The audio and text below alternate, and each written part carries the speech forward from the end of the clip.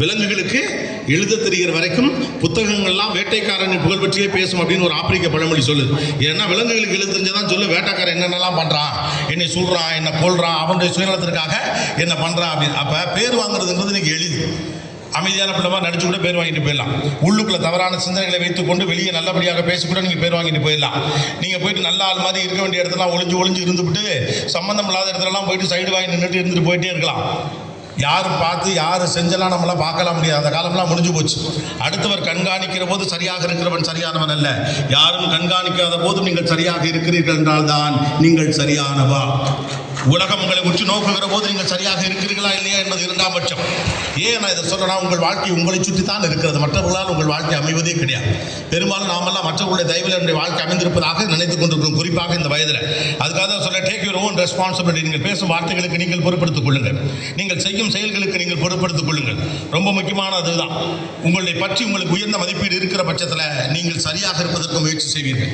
நாமெல்லாம் யாராவது ஒரு பெரிய மனுஷனை தேடிக்கிட்டே இருக்கும். அவர் பெரிய மனிதர் அப்படிங்கிற பெரிய மனிதர் என்று சொல்வதற்கு சொல்லக்கூடிய வியாக்கியானங்கள் என்ன? பெரிய மனிதர் தவறு செய்ய மாட்டார், பெரிய மனிதர் லஞ்சம் வாங்க மாட்டார், பெரிய மனிதர் அநீதிக்கு துணை போக மாட்டார், பெரிய மனிதர் மற்றவர்களுக்கு நிந்தனை செய்ய மாட்டார், பெரிய மனிதர் பொறாமைப்பட மாட்டார். நாமளே பெரிய மனுஷன் தானே, அப்ப நாம சரியா இருக்கிறோம்ல, அவ்வளவுதானே. Life is so simple. இந்த மூணு விஷயத்தை ஞாபகம் வச்சுங்க. நீங்கள் பேசுகிற வார்த்தை சரியாக இருக்கிறதா, தேவையானதை தான் பேசுகிறனா, தேவையில்லாத பேசுறனா, என்னுடைய வார்த்தைகளுக்குள் வன்மம் இருக்கிறதா, பொறாமை இருக்கிறதா, கோபம் இருக்கிறதா, மாறாக ஈகையும் கருணையும் அன்பும் இருக்கிறதா என்று கவனியுங்கள். அது உங்களுக்கு இந்த வயசில் நீங்கள் உங்களை சப்பிட ஆரம்பித்து விட்டால் உங்கள் வாழ்க்கை சீராக மாறிவிடும். ரெண்டாவது, உங்கள் சிந்தனை ஓட்டம் எதை பற்றியெல்லாம் ஓடிட்டே இருக்கு. நான் இதை நினைக்கக்கூடாதுன்னு நினைக்கிறேன், அது வந்துட்டு போட்டு பிரச்சனை கிடையாது. அதுக்கு அட்டென்ஷன் கொடுக்காதீங்க, அவ்வளோதான். இந்த நெகட்டிவ் தாட்ஸை சரி செய்வது எப்படி, நெகட்டிவ் தாட்ஸை வராமல் பார்த்துக்கொள்வது எப்படி, அப்படிலாம் பண்ணவே முடியாது. நெகட்டிவ் தாட்ஸ் வரும், முதல்ல அதை அக்செப்ட் பண்ணுங்க. நெகட்டிவ் தாட்ஸ் ஒன்று வரும். நீங்கள் எதை கவனிக்கிறீங்க தான் முக்கியம். மனுஷனுக்கு நம்ம கோவம் வந்துச்சு வச்சுக்கலாம், சோகம் வந்து என்ன பண்ணுவீங்க? இந்த வயசில் நீங்களாம் தனியாக ஓரமாக போய் உட்காந்துட்டு அம்மா 3 வருஷத்துக்கு முன்னால் திட்டினதுலேருந்து அப்பா திட்டின வரைக்கும் தனியாக யோசிச்சு ஒவ்வொருத்தர் மேலே வெறுப்பை ஏற்றிக்கிட்டே இருப்போம். கணக்கு வார்த்தையை வம்படியாக மனசுக்குள்ளே கொண்டாந்து கடுப்பேற்றி நாமே அவருக்கு முன்னால் ஒரு 2 கோரப்பற்களோடு 2 கொம்புகளோடு மாறிப்போம். அதுதான் உங்களுடைய கற்பனை அப்படின்னு சொல்லிடலாம். உங்கள் தாட்ஸை நீங்கள் எந்த அளவுக்கு ரெஃப்ரெஷிங்காக வச்சிருக்கீங்களோ, உங்கள் தாட்ஸ் எந்த அளவுக்கு ஃப்ரெஷ்ஷாக வச்சிருக்கீங்களோ, அப்போ உங்கள் பிரெயின் டயர்ட் ஆகாது. உங்கள் பிரெயின் டயர்ட் ஆகலைன்னா தேவையான விஷயங்களை உள்ளே ஏற்றலாம். தேவையான விஷயங்களை உள்ளே ஏற்றினா உங்களுடைய சிந்தனையில் தேவையில்லாத விஷயங்கள் வெளியில் இருக்கணும். வாழ்க்கையில் எல்லாருக்கும் ஒரே சைஸில் தான் மூளை வச்சிருக்கான் அப்படின்னு சொல்கிறான். ஆனால் அதுக்குள்ளே என்னென்ன வச்சிருக்கோங்கிறத பொறுத்து தான் மூளை செயல்படும். மூளையுடைய ஸ்ட்ரென்த்துங்கிறது எதை பொறுத்து இருக்குது அப்படின்னு சொன்னால், நீங்கள் என்ன விஷயத்தை உள்ளே வச்சிருக்கீங்க அப்படிங்கிற பொறுத்து தான். தட்ஸ் கால் மைண்ட் கார்டன் அப்படின்னு பேர். அது பேர் தான் மைண்ட் கார்டன். நீங்கள் வந்து வாழ்க்கை உங்கள் மைண்டை, உங்கள் பிரெயினை ஒரு கார்டனை போல யோசிச்சு பாருங்க. அந்த கார்டன் எப்படி இருக்கு? அழகாக பழமரங்கள் நிறைந்திருக்கிறதா, காற்று தண்டலை போல வீசுகிறதா, அமைதியும் சுகந்தமும் தவழ்கிறதா, இல்லை 2 நாய் படுத்து கிடக்கா, ஷிட்டு கிடக்கா, குடிச்சிட்டு பாட்டில் போட்டு வச்சுருக்காங்களா, என்ன பண்ணுறாங்க? அவங்க மண்டை என்னவா இருக்குது? மைண்ட் கார்டன் ஒன்று யோசிச்சு பாருங்க அடிக்கடி. இந்த மைண்ட் கார்டன் க்ளீனாக இருக்க பட்சத்தில் ஆட்டோமேட்டிக்காக உங்களுக்கு தேவையான விஷயங்கள் மட்டும் நீங்கள் வைக்கலாம்.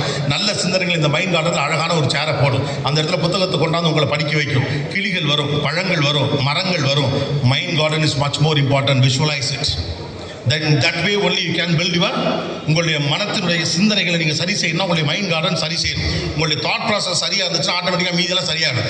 ஏன்னா நல்லா படி 4 வார்த்தை சொல்கிறது விட்டு இதெல்லாம் பண்ணுறீங்க. நீங்கள் நல்லா படிக்கிறதுக்கான களத்தை செட் பண்ணணும்னா முதல்ல ஃபீல்டை செட் பண்ணணும். That's a most important thing. எல்லாருக்கும் படிப்பு வரும். படிப்பு வர்றவன் படிப்பு வராதவன் ஒன்றும் இல்லை.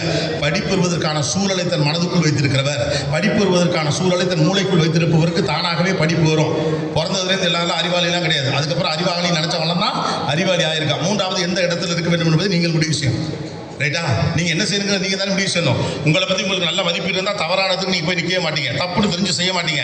இது என்னுடைய அறிவுக்கும் சிந்தனைக்கும் புறமானது உங்களுக்கு அறிந்திருந்த போதும் அந்த இடத்துல நீங்கள் போய் நிற்கிறீர்கள் என்றால் உங்களை பற்றின மதிப்பீட்டை நீங்கள் குறைவாக வைத்திருக்கிறீர்கள் என்று அர்த்தம். இப்போ என்ன ஒரு இடத்துக்கு மேடைக்கு கூப்பிட்றாங்கன்னா எந்த மேடைக்கு கூப்பிட்றாங்கன்னு கேட்பேன், அங்கே யார் வராங்கன்னு கேட்பேன். எனக்கு இது பண்ண அதெல்லாம் நீங்கள்லாம் பண்ண வேணாம், எனக்கு முதல்ல மேடையை கொடுங்க அப்படின்னு கேட்பேன். என்னுடைய எனர்ஜி நல்லா இருக்கிறப்ப, ஸ்ட்ராங்காக நான் உட்காந்து நிற்கிறப்போ உங்ககிட்ட கிட்டுன்னு எல்லா எனர்ஜியும் பேசி இறக்கணும்னு நினைப்பேன். மற்ற இத்தியாதிலாம் அப்புறம் பண்ணிக்கங்க அப்படின்னு வைப்பேன். Because I respect my presence. எப்படி உங்களுடைய ப்ரெசன்ஸை நான் மதிக்கிறேனோ அதே மாதிரி என்னுடைய ப்ரெசன்ஸை நான் மதிக்கிறேன். முதல்ல உங்கள் ப்ரெசன்ஸை நீங்கள் மதிங்க. நீங்கள் எந்த இடத்துல நிற்கணும், எந்த இடத்துல நிற்கக்கூடாதுன்னு உங்களுக்கு தெரியணும். உங்கள் அறிவுக்கு புறம்பான, உங்கள் வேல்யூ சிஸ்டத்துக்கு புறம்பான, உங்கள் மதிப்பீடுகளுக்கு புறம்பான ஒரு இடம் உங்களுக்கு என்ன லாபத்தை தந்தாலும் பரவாயில்ல, அந்த இடத்தை விட்டு வெளியே இருங்க. Because you are the master of your life. உங்கள் வாழ்க்கையுடைய மாஸ்டர் என்பது நீங்கள் தான். நீ யார் அவ்வளோ பெரிய ஆளு கிடையாது, யாரும் சின்னவனு கிடையாது, நம்மளை விட பெரியவனு கிடையாது, நம்மளை விட சின்னவனு கிடையாது. நமக்கு நம்ம தான் பிரியா. முதல்ல அந்த எண்ணம் வந்துச்சுன்னா, உங்களை பற்றின மரியாதை வந்துச்சுன்னா, நீங்கள் பெரிய மனுஷங்கிற சிந்தனை தானாக வந்துச்சுன்னா, உங்களுடைய செயல்பாடுகள், சிந்தனைகள், வார்த்தைகள் இருக்கும் இடம் இது 3 மிகச் சரியாக அமைந்துவிடும். Be aware of it. எதுக்காக நான் திரும்ப திரும்ப சொல்றேன்னா, இங்கே பிரச்சனை என்னன்னா, ஒரு கல்லுக்குள்ள தான் சிலை இருக்கு. சிலைன்னு ஒன்று தனியாகவே கிடையாது. தேவையில்லாத பாட்டெல்லாம் ஒதுக்கிட்டா உள்ளேருந்து சிலை வெளியில் வந்துடும். தன்னைத்தானே செதுக்கக்கூடிய சிற்பியாக மனிதர்கள் மாற வேண்டிய வயதில் நீங்கள் இருக்கிறீர்கள். ஆக்சுவலாக உடம்பு சொல்றது மனசு கேட்குற வயசு இது, மனசு சொல்றது உடம்பு கேட்குற வயசு இது. You guys are sitting on golden mind அப்படின்னு நான் சொல்வேன். இந்த காலகட்டம் தான் உங்களை நீங்கள் தகவமைத்துக் கொள்வதற்கான சரியான காலகட்டம். நம்ம வாழ்க்கையில் ஆனால் என்ன பிரச்சனை கேட்டால், ஜாலியாக இருக்க வேண்டிய இடத்துல தான் படிக்க சொல்லுவானுங்க, படிக்கிற இடத்துல தான் ஜாலியாக இருக்குன்னு தோணும். ரெண்டு ஒன்னோட ஒன்று கிளப் ஆகும். ஏன் அப்படின்னு கேட்டால், அதில் யார் எதை ப்ரையாரிட்டைஸ் பண்ணுறான் அப்படிங்கிறது தான் முக்கியம். எது ஜாலின்னு முதல்ல கண்டுபிடிக்கணும்.